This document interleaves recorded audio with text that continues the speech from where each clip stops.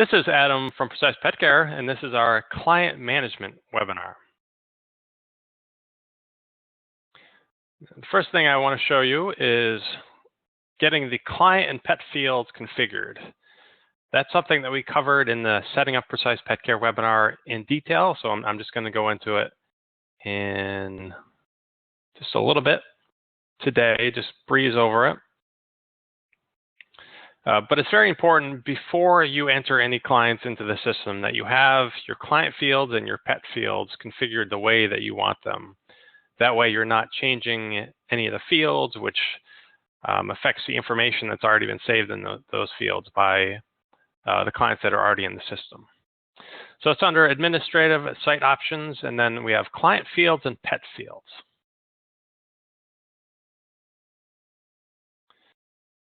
And each one of these fields, you have the ability to rename it and set it whether or not it is shown, hidden, or required for clients and for staff.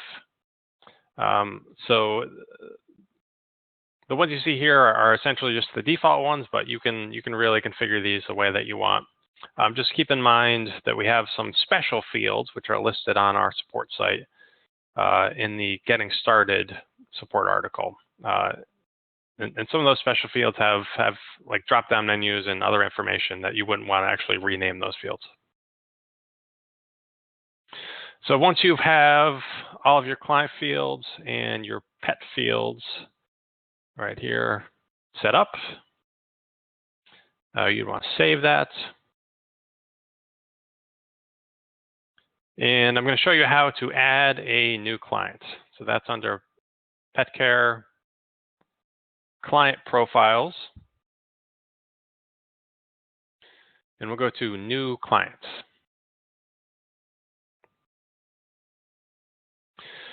And based on what you set in those client fields, it's going to show up here, and it'll be the fields which are required are the ones that you selected were required. So I'm going to do test client.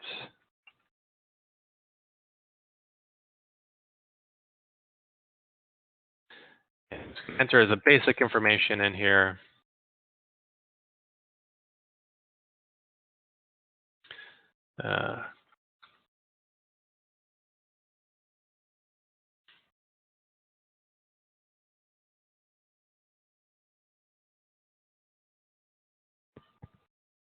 Okay, and we'll put in an address.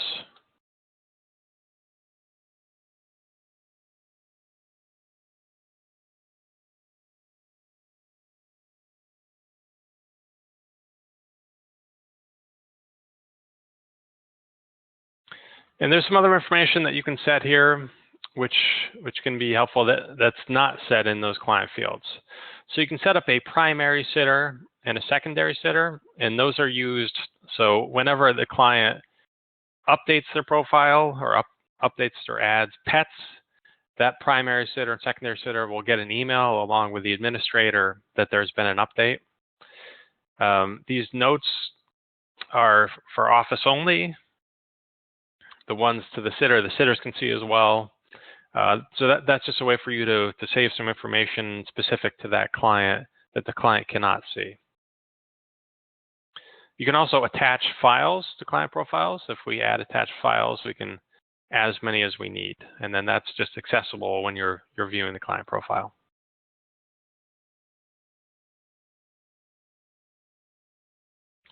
These checklists right here are configurable. It's something that we can configure for you, but if you want them to be different, that is something that can be changed.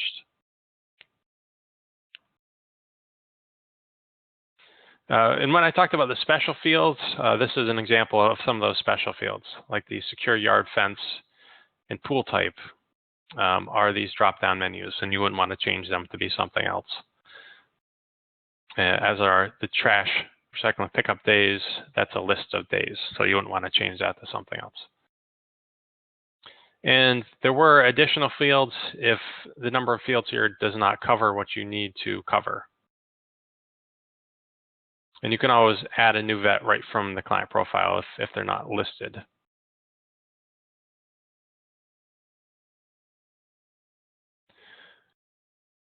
Now, if this client has different rates than our standard, you can add custom prices, and you can set up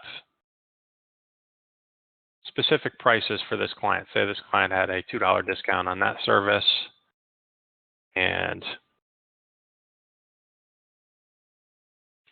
a $1 discount on this service. You can do that. You can also set it up as a % of default. Say maybe you had a client that's going to pay 90% of default, so 10% off. You can also do a discount up here that applies to invoices. This right here would be their starting price, and this discount would show, they'd actually be able to show how much they were saving. And similar to the custom prices, custom additional pet pricing is a way to discount them on the like $3 per pet, $4 per pet pricing. So if it's typically $4 per pet, you can say this client's going to be paying $3 per pet in place of whenever it's for. And if you set up your referrals, you can choose a referral for the client as well. And before you save, you have an option of, you can add more, and you can just save and open the profile. It'll bring you right to that client profile.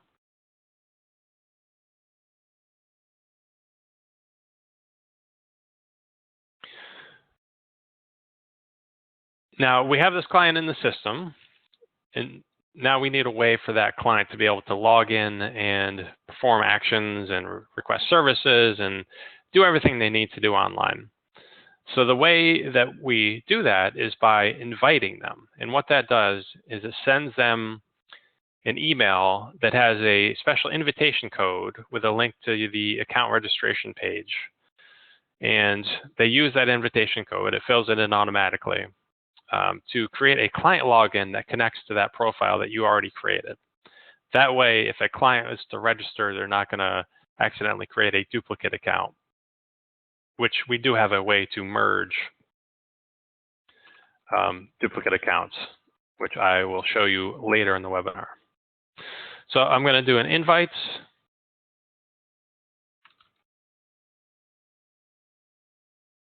I can just add a note to that invitation email. And when I click done, it's going to send an email to that client.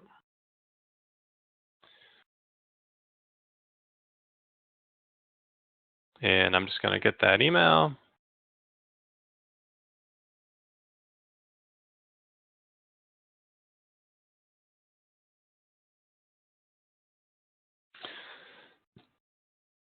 If we go to the communication and then email log, we can actually see that email without having to have it in our inbox. All right, so now what we're going to do is we're going to go and we're going to register as a new client. So I'm going to log out.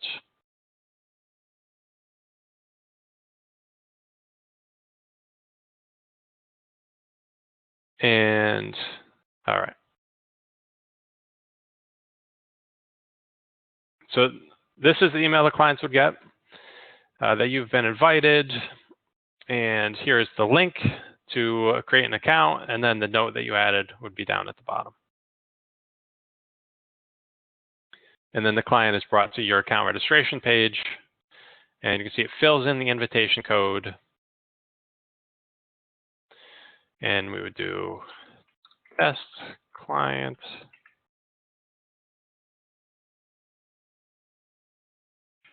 And we'll set a password. And if you set up your policies, which are under resources and policies, your clients will need to agree to those policies before that they can create an account.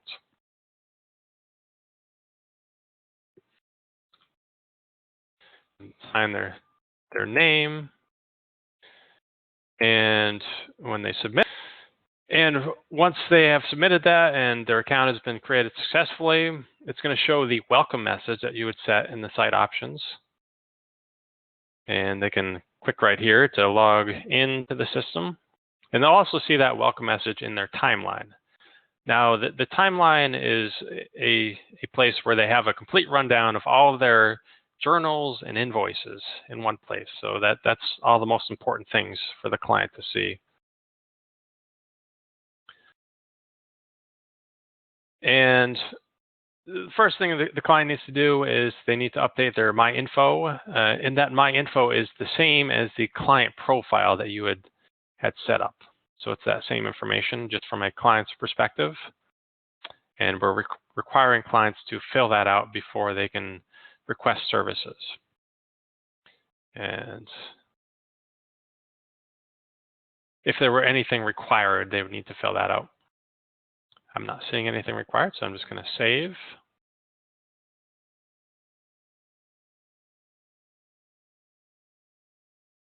And we're also going to need to add pets before we can request services. Let's add a pet. Let's add a dog.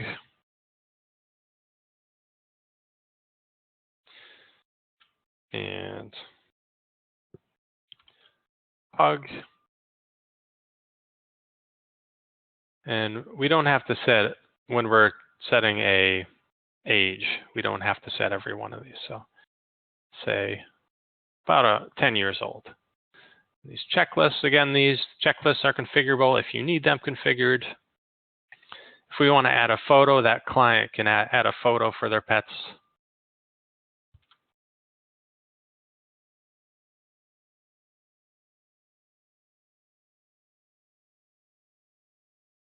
And we can either save or save and add more if the client had more than one pet. So now that we have added pets and updated our information, we can now request services. So that would be under scheduling, my schedule. And this is going to be covered in more detail on the scheduling client reservations webinar. So I'm just going to add one real quick. Say 30-minute afternoon today and request service. And submit, not request service. Oh, and since we have our last minutes turned off, they're getting a message here saying you need to request with more than 48 hours notice. So if I request 2 days from now, that should work.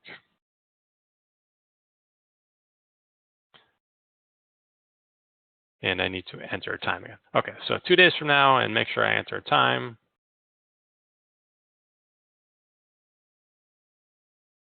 Oh, and because I'm choosing afternoon, which is 11 a.m., 2 days from now, 11 a.m. is still less than 48 hours. So let's choose 3 days from now. All right, there we go. So there's our service. That's 3 days from now. And again, we'll get into this more detail on the scheduling client reservations, but then the client can do whatever they need to do with that. So back on the dashboard here.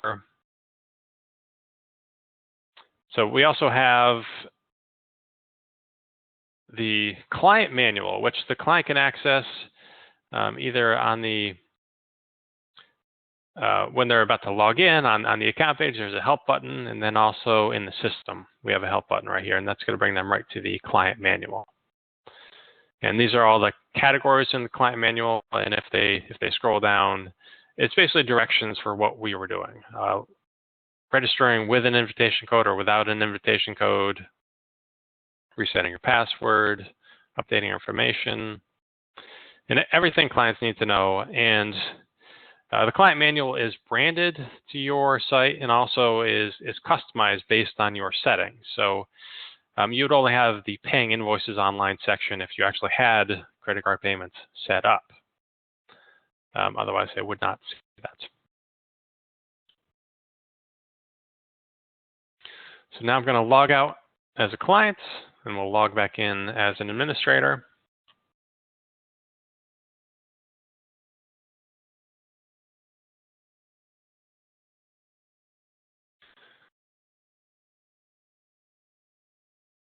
And one thing I mentioned before is whenever clients update their information and add new pets, an email is sent to the administrator and any primary and secondary sitters that lists the information that they updated. Let me see. If we go in the email log, we should see some of these. All right, so here's a new pets. So we can see this client has added a new pet. So you're going to get an email whenever a client does that. That way you know what's happening.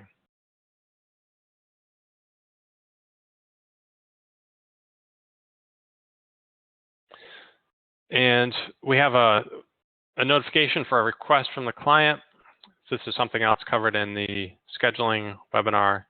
If we wanted to assign that request, we would click on the notification and we would go to assign and then choose the sitter to assign it to. And then we move forward with the whole scheduling part.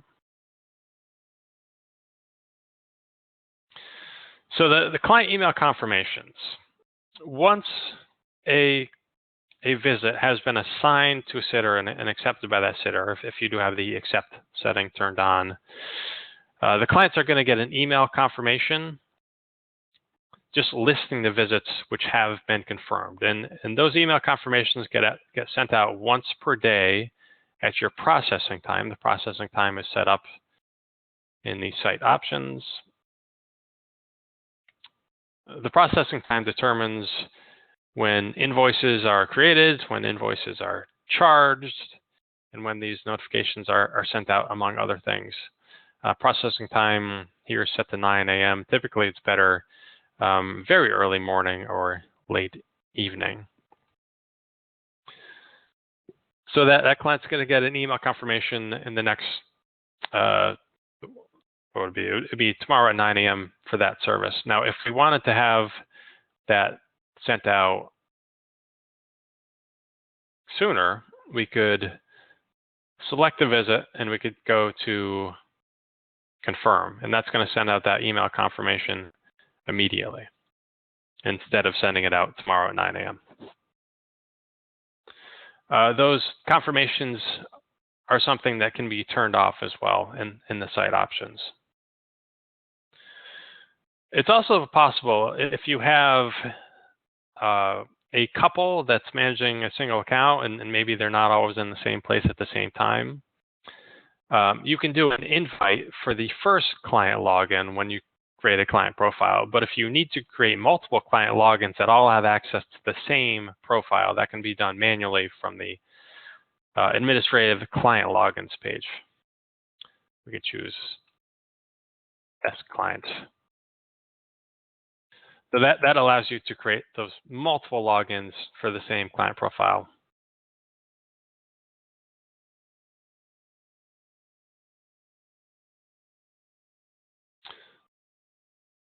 And looking at a client profile, you have a number of different panels, which are basically the same information that you have up in the tabs up here, except it's just showing you a snapshot of those things. If you have messages or notes or any kind of communication, it's going to show up in the communication panel. And of course, we have this visit right here that we just added and client logins. So all the information about one particular client is all in one place here. If there are any panels that you really don't need to see, you can just hide them, and that setting will save. So it's not going to show the next time you go there.